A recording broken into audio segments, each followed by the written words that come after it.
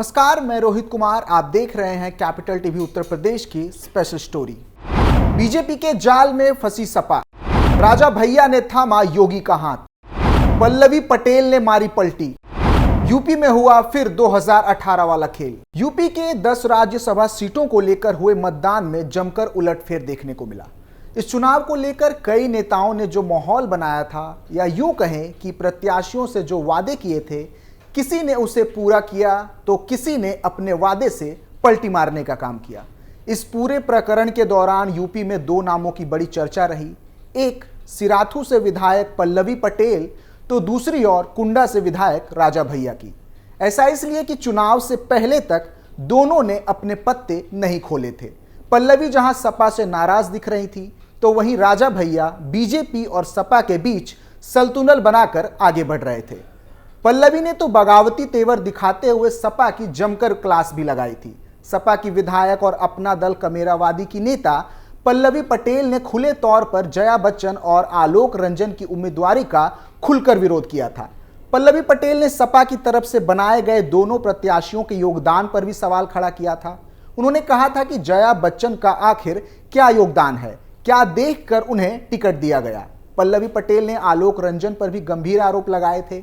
उन्होंने कहा था कि पद पर रहते हुए आलोक रंजन ने पिछड़ों का विरोध किया। इसके साथ ही पल्लवी ने आलोक रंजन के विरोध में मतदान करने की बात भी कही थी। इतना ही नहीं, उन्होंने स्वामी प्रसाद मौर्य के साथ हुए व्यवहार पर भी खुलकर नाराजगी जताई थी। उन्होंने कहा था कि स्वामी प्रसाद मौर्य के खिलाफ टिप्पणी को अखिलेश यादव सुनते रहे। अखिलेश यादव को मामले का संज्ञान लेना चाहिए था। इसके साथ ही पल्लवी पटेल ने अखिलेश यादव के पीडीए यानी कि पिछड़ा दलित और अल्पसंख्यक संगठन पर भी सवाल खड़े किए थे। पटेल ने कहा था कि पीडीए मात्र नारा भर है, जमीन से इसका कोई सरोकार नहीं है। स्वामी प्रसाद मौर्य के राष्ट्रीय महासचिव पद से इस्तीफा, नए पार्टी का गठन और पल्लवी पटेल के बगावती तेवर ने पार्टी अध्यक्ष अखिलेश यादव की चिंता बढ़ा दी थी। जिसके बाद सपा ने अपने विधायकों को एकजुट रखने के साथ ही उन्हें मतदान का तरीका भी समझाया था। बैठक के दौरान प्रोफेसर राम गोपाल ने विधायकों को वोट करने का तरीका बताया, लेकिन विधायक पल्लवी पटेल इस बैठक में शामिल ना होकर सपा को एक करारा झटका दिया था। जिसके बाद पल्लवी पटेल के राज्यसभा मतदान को लेकर अटकलों का बाजार तेज हो गया था। लेकिन कहते हैं ना, राजनीति में कुछ भी अस्थायी नहीं होता। राज्यसभा चुनाव के दौरान जहां समाजवादी पार्टी के कई विधायक एनडीए के खेमे में दिखे, तो वहीं तमाम अटकलों को खारिज करते हुए विधायक पल्लवी पटेल ने अंततः सपा प्रत्याशी को ही वोट दिया। लगातार पल्लवी पटेल को लेकर सपा में तकरार चल रही थी।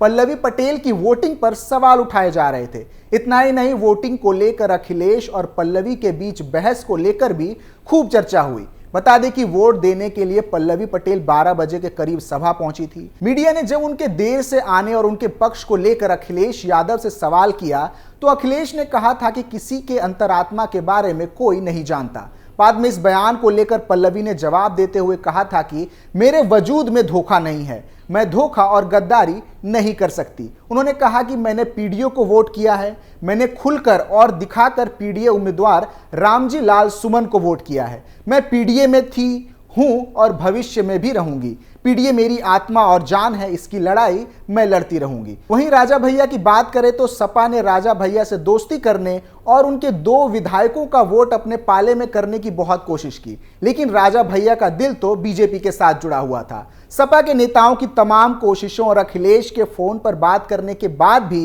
राजा भैया ने संतुलन बनाते हुए एनडीए प्रत्याशी को वोट किया। बता दें कि चुनाव होने के पहले तक सबकी नजर रघुनाथ प्रताप सिंह उर्फ राजा भैया पर टिकी हुई थी। चुनाव से पहले सपा प्रदेश अध्यक्ष नरेश उत्तम पटेल राजा भैया से मिलने भी पहुंचे। नरेश उत्तम पटेल ने फोन के जरिए अखिलेश यादव की राजा भैया से बात भी कराई थी। जिसके बाद बीजेपी के प्रदेश अध्यक्ष भूपेंद्र चौधरी भी राजा भैया से मुलाकात करने पहुंच गए। इस मुलाकात के बाद बीजेपी और सपा के बीच राजनीति तेज हो गई थी और इन सब के केंद्र में मौजूद थे राजा भैया। सूत्रों की माने तो बीजेपी राज्यसभा चुनाव को लेकर रणनीति सेट करने के लिहाज से राजा भैया के पास पहुंची थी और वो रणनीति बीजेपी के लिए कारगर भी साबित हुई। बता दें कि राजा भैया की पार्टी जनसत्ता दल लोकतांत्रिक के पास 2 विधायक हैं और इन्हीं 2 विधायकों को लेकर सियासी समीकरण साधे जा रहे थे। यूपी में राज्यसभा चुनाव के सियासी गणित को समझे तो सपा के 2 उम्मीदवारों का राज्यसभा जाना तय था और सपा के 2 उम्मीदवार जीत भी गए, लेकिन पैंच जाकर फंसी तीसरे प्रत्याशी पर। इसी तीसरे प्रत्याशी का मामला फिट करने को लेकर यूपी के सपा चीफ नरेश उत्तम पटेल लखनऊ में राजा भैया के आवास पहुंचे थे। दोनों नेताओं के बीच में काफी देर तक बातचीत भी हुई और पटेल ने अखिलेश यादव से राजा भैया की फोन पर बात भी करवाई। हालांकि इन मुलाकातों और बातचीत का कोई परिणाम निकलकर सामने नहीं आया और राजा भैया ने खेला करते हुए एनडीए को वोट दिया। राजा भैया के चक्रव्यूह में फिर फंसे अखिलेश। आज से 6 साल पहले 2018 में राज्यसभा चुनाव थे। सपा ने जया बच्चन को उम्मीदवार बनाया था और दूसरी सीट पर बसपा के भीमराव अंबेडकर को समर्थन दिया था। अखिलेश यादव 2019 के लोकसभा चुनाव से पहले बसपा के साथ गठबंधन के लिए मजबूत आधार रखना चाहते थे, जिसके लिए बसपा उम्मीदवार को जिताने की कोशिश कर रहे थे। इसके लिए अखिलेश यादव ने लखनऊ के 5 स्टार होटल में सपा विधायकों के साथ बैठक की थी, जिसमें राजा भैया और उनके करीबी विनोद सोनकर को भी बुलाया गया था। अखिलेश यादव के एक तरफ राजा भैया तो दूसरी तरफ जया बच्चन नजर आ रही थी। अखिलेश यादव ने पूरी उम्मीद लगा रखी थी कि राजा भैया उनके कहने पर बसपा प्रत्याशी को राज्यसभा चुनाव में वोट देंगे। मतदान के दिन भैया ने सपा कैंडिडेट जया बच्चन को वोट दिया, लेकिन बसपा प्रत्याशी भीमराव अंबेडकर को वोट देने के बजाय बीजेपी को वोट कर दिया। सपा की जया बच्चन जीत गई, बसपा प्रत्याशी हार गया था। इसके बाद बसपा प्रमुख मायावती ने कहा था कि अखिलेश यादव में अनुभव की कमी है, वह राजा भैया के जाल में फंस गए। राजा भैया ने खेला कर दिया था, जिसको एक बार फिर से राजा भैया ने दोहराया है। परिणामों पर नजर डालें तो यूपी में बीजेपी ने 10 में से 8 सीटें जीती हैं। बीजेपी ने सपा को झटका देते हुए राज्यसभा चुनाव में भाजपा के 8 उम्मीदवारों ने परचम लहराया है। उत्तर प्रदेश के उप मुख्यमंत्री ब्रजेश पाठक और केशव प्रसाद मौर्य ने बताया कि राज्यसभा चुनाव में भाजपा के सभी 8 उम्मीदवारों ने जीत दर्ज की है। वहीं राज्यसभा चुनाव में हार स्वीकार करते हुए सपा उम्मीदवार आलोक रंजन ने विजेताओं को बधाई दी। इस पूरे प्रकरण के बीच ही समाजवादी पार्टी को एक और बड़ा झटका लगा। मनोज पांडे ने चीफ व्हिप के पद से इस्तीफा दे दिया।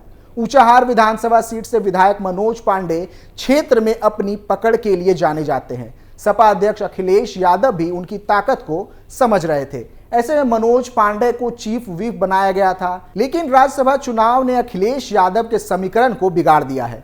मनोज पांडे की नाराजगी पिछले कुछ समय से पार्टी से दिख रही थी। दरअसल स्वामी प्रसाद मौर्य के समाजवादी पार्टी के राष्ट्रीय महासचिव बनाए जाने के बाद और हिंदू विरोधी बयानों को लेकर वे आवाज उठा रहे थे। इस पर सपा अध्यक्ष ने नाराजगी जताई थी। इसको लेकर राज्यसभा चुनाव की वोटिंग के बीच ही मनोज पांडे ने बड़ा खेला कर दिया।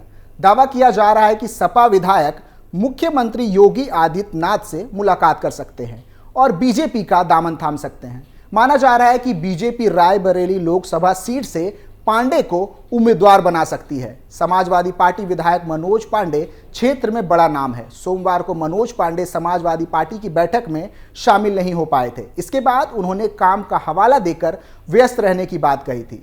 हालांकि उनको लेकर दावा किया जा रहा है कि वे सपा से बाहर जा सकते हैं। साथ ही मनोज पांडे अगर समाजवादी पार्टी से बाहर होते हैं तो ब्राह्मण वर्ग की नाराजगी पार्टी से बढ़ सकती है। पिछले दिनों अखिलेश यादव ने पिछड़ा दलित अल्पसंख्यक यानी पीडीए पर जोर दिया है। ऐसे में उच्च वर्ग के विधायकों में नाराजगी बढ़ती दिखी है।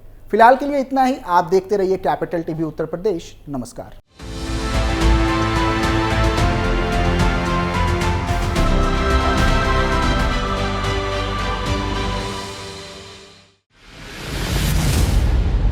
मैं राजनीति करता नहीं, पर राजनीति को बहुत गहरे तक समझता हूं। मैं लोगों के बीच रहता हूं, लोगों के मन को अच्छे से जानता हूं।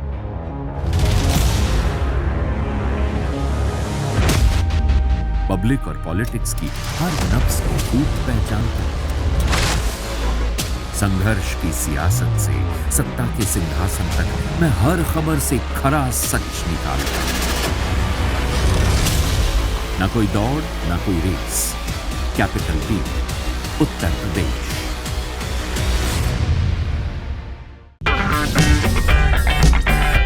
अगर आपको हमारा वीडियो पसंद आया हो तो इसे लाइक करें, हमारे चैनल को सब्सक्राइब करें और हाँ, बेल आइकन दबाना ना भूलें ताकि आप तक हमारे वीडियो की नोटिफिकेशन पहुंचती रहे।